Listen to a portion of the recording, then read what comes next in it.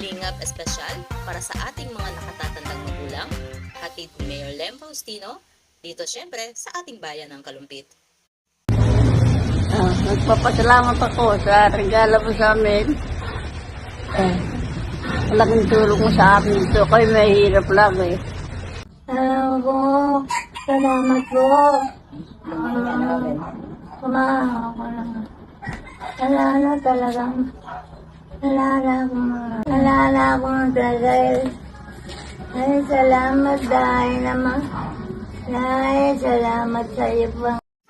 At para sa ating mga nakatatandang magulang, sa ating mga lolo't lola, magpalakas po kayo sapagkat nais naming makita lagi ang inyong mga ngiti. At pagsisikapan po namin na sa mga susunod pang panahon ay mabisita kayo at makamusta at mabigyan ng tulong. Yan po at ang lahat ng ito, kaagapay natin ang pamahalaang bayan